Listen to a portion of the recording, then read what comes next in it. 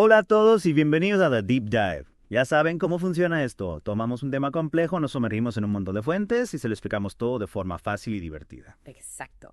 Hoy vamos a desenterrar un pedazo de historia del jazz que a lo mejor muchos no conocen, pero que es fascinante. Hablamos de una banda de 1920 llamada The Jazzrights of Palmetto. ¿Les suena? Probablemente no. Y ahí está lo interesante.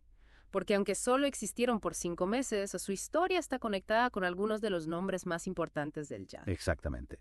Y para esa inmersión vamos a usar principalmente un libro. Se pegó el texto. Un libro lleno de historias de primera mano e investigaciones históricas sobre esta banda. Imagínense. Increíble.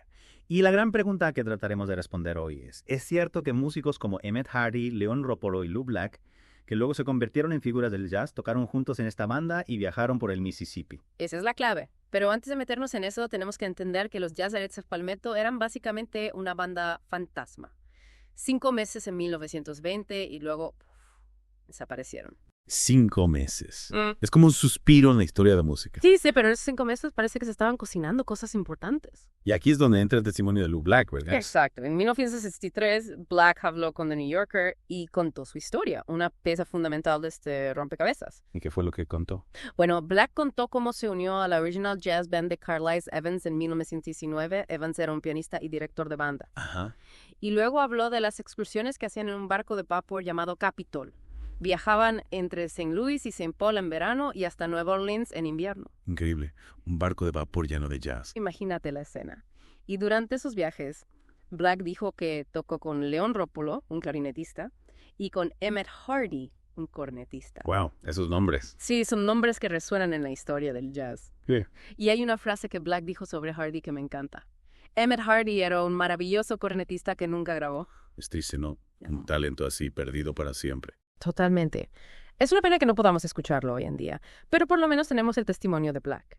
Aunque curiosamente su historia no se conoció mucho hasta bastante después, Black se dedicó a la pesca durante muchos años. En serio. Sí, pero por suerte un amigo escritor, Vance Bourgeois, lo convenció de volver a la música. Qué bueno. Sí.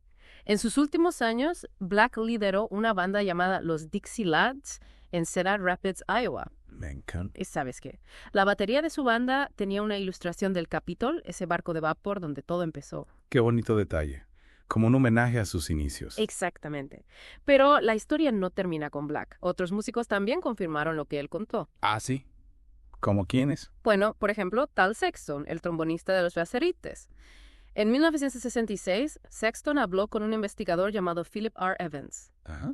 Y Sexton no solo confirmó que había tocado con Hardy, Roppolo y Black en esas excursiones de 1920, sino que también mencionó a otros músicos que viajaron con la banda. En serio. ¿Quiénes más? Leon Prima y Arnold Loyacano, por ejemplo. Wow, o sea, aquí ya tenemos a varios músicos diciendo lo mismo. Exacto. Varias fuentes que coinciden. Y esto se pone aún más interesante cuando añadimos la investigación de Duncan Seat.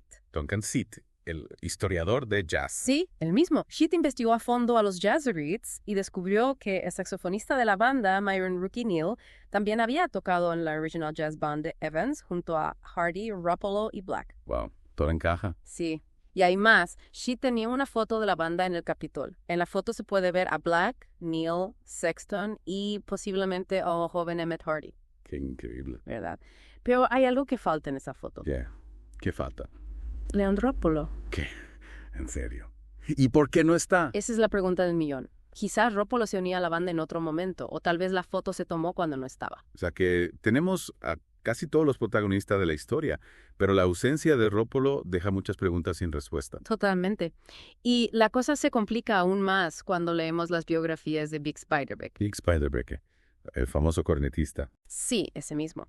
Resulta que sus biógrafos mencionan a Hardy, Roppolo, Evans y Catalano en relación con el espectáculo de una artista llamada Bee Palmer en 1921. ¿Y qué tiene que ver B. Palmer con todo esto? Pues parece ser, Hardy y Roppolo estaban en la banda de Bee Palmer, que viajó de Davenport a Peoria, pero la banda se disolvió por problemas económicos. Oh, ya. Y después de eso, Hardy y Roppolo contactaron a Carlisle Evans para trabajar en el Coliseum Ballroom de Davenport. Evans, el mismo Evans de la Original Jazz Band. Exacto, el mismo Evans donde Black también tocaba. O sea que la conexión entre Hardy, Roppolo y Evans, y por extensión con Black, ya existía antes de 1921. Claro. Probablemente se conocieron en esas excursiones en el Capitol. Es como si esos viajes hubieran creado una red de músicos. Sí, una red que luego seguiría dando frutos en otras bandas y proyectos. Y esto nos lleva a la pregunta clave. ¿Por qué son importantes los Jazzerites of Palmetto? Sí, al final era una banda poco conocida, que solo existió por poco tiempo. ¿Por qué debería importarnos su historia? Porque los Jazzerites of Palmetto fueron un eslabón crucial en la evolución del jazz. No eran solo una banda tocando en un barco, eran un punto de encuentro para músicos que luego se convertirían en figuras importantes. Ya veo. Su conexión con bandas como los New Orleans Rhythm Kings y la Creole Jazz Band de Kim Oliver, aunque indirecta, es innegable. Interesante. Los Jazzerites fueron una especie de crisol donde se fusionaron talentos e ideas musicales.